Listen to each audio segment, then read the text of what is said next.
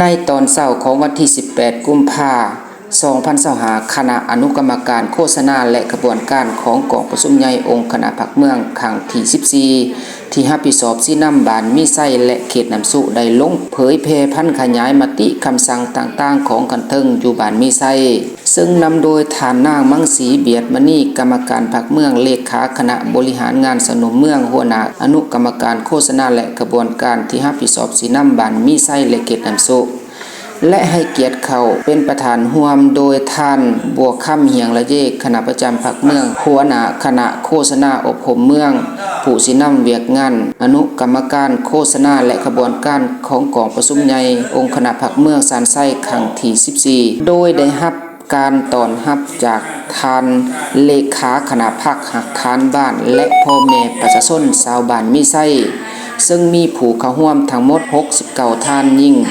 63ท่านมีผู้เข้าร่วมในครั้งนี้แมนคณะอนุกรรมการโฆษณาขบวนการที่รับผิดชอบสีน้ำบานมีไส้และเขตน้ำสุแขนงการอ้อมขางเมืองคณะสาวนุ่มเมืองคณะสหพันธ์แม่หญิงเมืองกองบัญชาการป้องกันความสงบเมืององค์การแนวลาวสร้างศาสตร์เมืององค์การภายในเมืองเลขาคณะภาคหักฐานบ้านองค์การจัดตั้งคันบ้านสาวนุ่มแม่หญิงปกสแนวโฮมตลอดหอดพ่อแม่ประชาชนบรรดาเผ่าชาวบ้านมีไส้เข้าร่วมรับฟังอย่างพร้อมเพรียงการลงเผยแพร่นิติกรรมของขันเทิงในครั้งนี้มี13ฉบับ1เอกสารผลสำเร็จของกองประชุมใหญ่ครั้งที่9ของคณะบริหารงานสนุมเมือง 2. เอกสารผลสำเร็จกองประชุมใหญ่ครั้งที่9ของคณะสหพันธ์แม่หญิงเมือง 3. ขอตกลงฉบับเลขที่ 01/อคขอลงวันที่6พฤศจิกายน 2024 4. มติฉบับเลขที่188/คปพมลงวันที่21สิงหาคม 2024 5. คำสั่งฉบับเลขที่17/จคอปลงวันที่25ธันวาคม 2024 6. มติฉบับเลขที่230/พปพมลงวันที่5พฤศจิกายน 2024 7. มติฉบับเลขที่04/กมสพลงวันที่11เมษายน 2024 8. เอกสารบทที่1ว่าด้วยการเสริมขยายมูลเสือกของพรรค 9. เอกสารบทที่2ว่าด้วยการยกสูงความสามารถการนำพาของพรรค 10. เอกสารบทที่3ว่าด้วยการสกัดกั้นและการแก้ไขปรากฏการณ์ย่อถ่อภายในพรรค 11. เอกสารบทที่4ว่าด้วยการฝึกฝนหล่อหลอมคุณสมบัติศีลธรรมปฏิบัติ 12. มติฉบับเลขที่05/พปสพ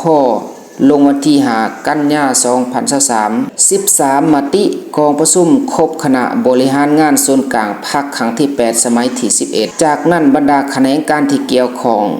ตามการเสือเซินของอนุกรรมการโฆษณาและกระบวนการที่รับผิดชอบสีน้ำบานมีไส้และเขตน้ำสุเป็นต้นแม่นคณะสาวนุ่มเมืองคณะสหพันธ์แม่หญิงเมืองกองบัญชาการป้องกันความสงบเมืององค์การแนวลาวสร้างศาสตร์เมืองก็ได้มีคำเห็นแลกเปลี่ยนเผยแพร่และสุกอยู่บรรดาหน้าเวียกของตนให้อำนาจการปกครองคันบานได้รับรู้และเข้าใจต่อการสร้างสา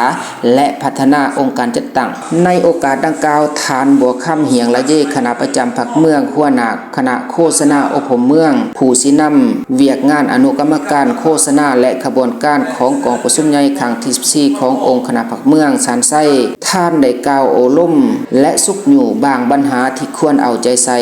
ดังนี้เวียกงานป้องกันศาสตร์ป้องกันความสงบเวียกงานการก่อสร้างพรรคปลอดใสเข้มแข็งหนักแน่นการยกระดับเพื่อสร้างความเข้มแข็งให้บ้านในหาหน่วยงานสุกอยู่การจัดตั้งปฏิบัติเวียกงานอยู่คันบ้านบรรดาขอแข่งขันการพัฒนาและเวียกงานสามสางอยู่แห้งการจัดตั้งปฏิบัติแผนพัฒนาเศรษฐกิจสังคมสุกอยู่ให้รักษามูลเสือในการสร้างสาเศรษฐกิจครอบครัวเพื่อสร้างความเข้มแข็งให้แก่อำนาจการปกครองบ้านให้ได้ตามดำรัส38